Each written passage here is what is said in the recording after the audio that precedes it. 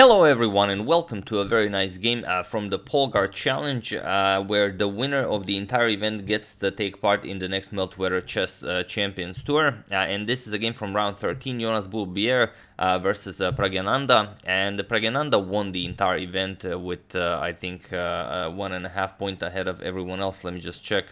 With 15.5 out of 19, and you guys said that you would like to see well, at least one game. So this is the game I chose. I thought it was a very nice one where he plays the black pieces, and well, let's just check it out and then we're gonna discuss a bit more.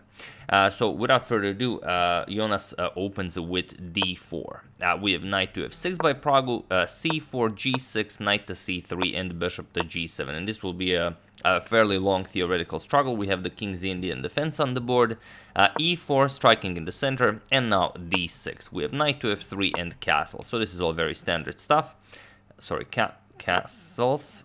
Interface is not responding. Let me just fix that for a second. There we go. So like I said, castles and now bishop to e2. So continuing development. And now the top move here in this position is e5, but Praggu first prepares it with knight b to d7. We have castles and now e5. Praggu strikes in the center. We have bishop to e3 defending, and now c6. We have d5, and Praggu closes the center with c5. So this is nothing new. All of this has been played many times before. We have knight to e1. Making room for the f-pawn, and here Praggu could do the same. He could go knight back to e8, make room for his f-pawn, but he goes king to h8 first. He wants to bring the knight over to g8. So here we have g4, still nothing new. This has all been played before, and now knight back to g8 to the vacated square. We have queen to d2, and now comes f5. And it's interesting. This is a very sharp position, and the engine actually prefers white in this position, but the position has been reached 3 times before, and in all 3 instances black won the game. So it's one of those cases that yeah, white is probably better, but it's much harder to play this for white. So here g captures on f5, and this g captures on f5 is not the way to go. This just allows black to equalize instantly. To look for any sort of an advantage, e captures on f5 should be played. But here we have g captures, and now e captures on f5. So what now? You could go for rook captures on f5, and this has been played before, but here Praggu shows that he definitely brought reinforcements as he goes knight to e7. The pawn can't really be defended. We're gonna grab it at some point, so there's no need to rush this. We have king to h1, and now we have knight to f6. Here, knight captures on f5 has been played before in one of those games that we've mentioned, but here we have knight to f6 by Praggu, and it is only now as of move 15 that we have a completely new game. Just mention it because it's very interesting. This position, last time it was reached in 1997, or maybe 1987. Let me just check that one more time. Yeah, 1997. So really awesome stuff. But here knight to f6 was played, and now we have a completely new game. So here bishop to d3. Controlling the e4 square and not allowing black to, well, over push with something like e4, and now bishop captures on f5. We have rook to g1. White will now try to move this knight, double rooks on the g file somehow, try to create some sort of an attack against the black king, but Praggu already moved it to h8, so it was the correct idea.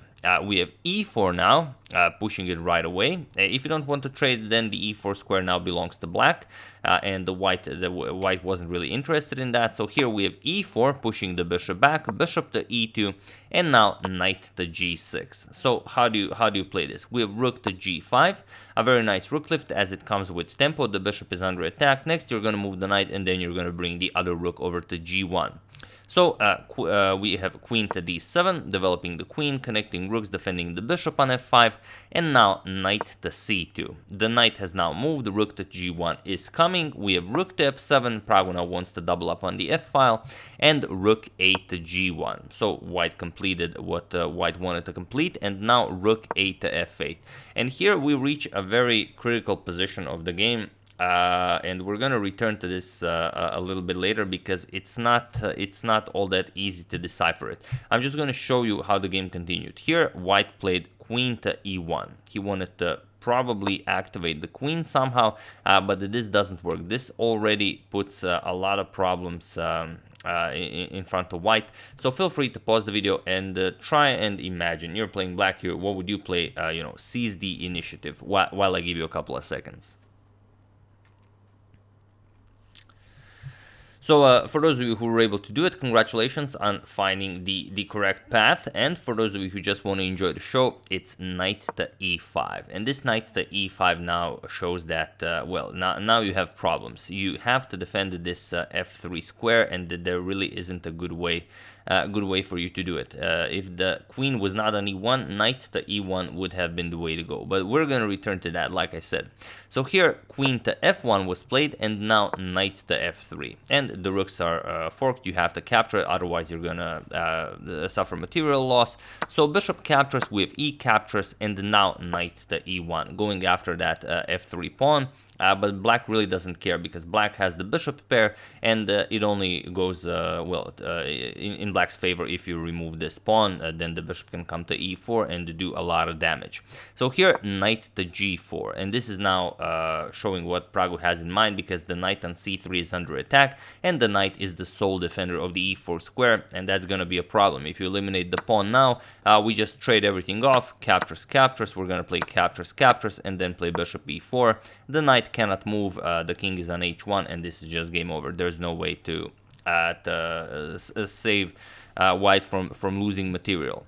So instead, after this knight to g4 move, we have bishop to f4, now preparing to shift the bishop over to g3, but now comes bishop to d4, now putting pressure on the f2 pawn, as it's defended only by the queen. Bishop to g3, and now we have rook to f6, and this is another very strong move. Pragg shows that he wants to play rook to h6, and it's not easy for white to even make a move. This is well, I wouldn't call it that there are no moves, but there really aren't. Just to show you an example, for example, if you play any move, the idea is just rook h6, and there's no stopping this. For example, just a4, you're going to play rook captures on h2 with check. Only move is to capture this, and now knight captures with check, and that's it. That's game. The king has no squares. White has to give up the queen, and that's just it. So this is roughly the idea behind rook to f6. So of course white will have to try something, although there really isn't all that much to try. You could try giving up the exchange, but that's just suffering slowly. So knight captures on f3 was played, but now comes bishop captures on c3. We need to remove the defender of the e4 square. And now, again, we said if you capture this, just bishop e4, that's game over. There's no defending the knight. So instead, knight to h4 was played, but it doesn't help. But knight to h4 is actually a very devious idea. Point is, if Pragg just says, okay, so I've just won a piece, I don't really care, I'm just going to grab a pawn. Point is, now you have knight captures on f5, and if rook captures, then the knight is no longer defended. Rook captures on g4, you've equalized in material, and you get to play this game on. Nothing is really happening here. So instead, after knight to h4, Pragg doesn't go for some pawn grab here. Instead, he goes for the bishop to e4 check, and that's just it. Now there's nothing to be done. f3 was played, but now just rook captures on f3, giving back a little bit of material to finish the game much quicker. Knight captures, and now rook captures on f3.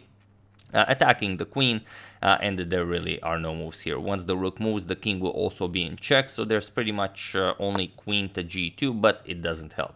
Here, Pragg just played rook captures on g3, and it was in this position on move 32 that Jonas Buhl resigned the game, as there is nothing more to be done here.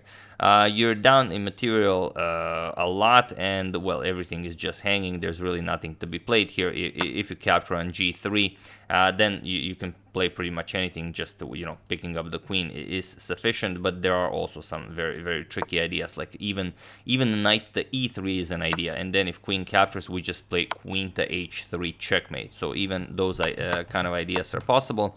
And if you don't do this, you could go for the queen captures on e4, but then knight to f2 is checkmate. Really, really outstanding stuff.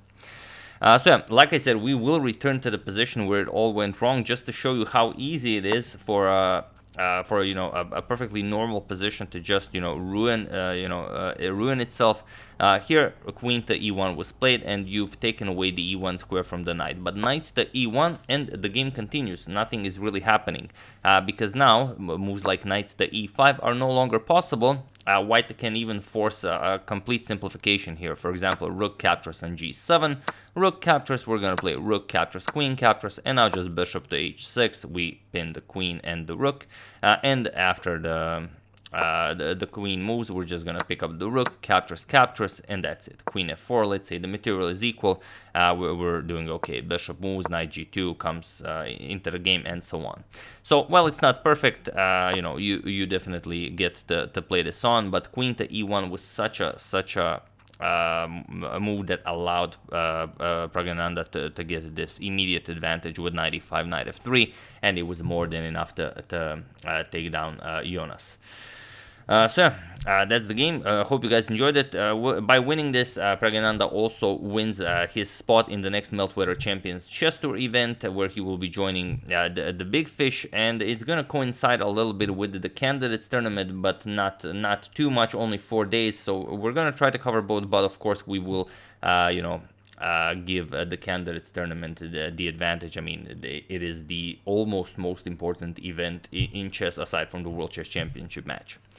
Congratulations to Prago, really awesome stuff. I would like to thank Javid Salmanov, Daniel Martin, Jean-Claude Irminja, Larry Prahl, and Thomas Dyson for a contribution to my channel. Thank you a lot, I really appreciate it.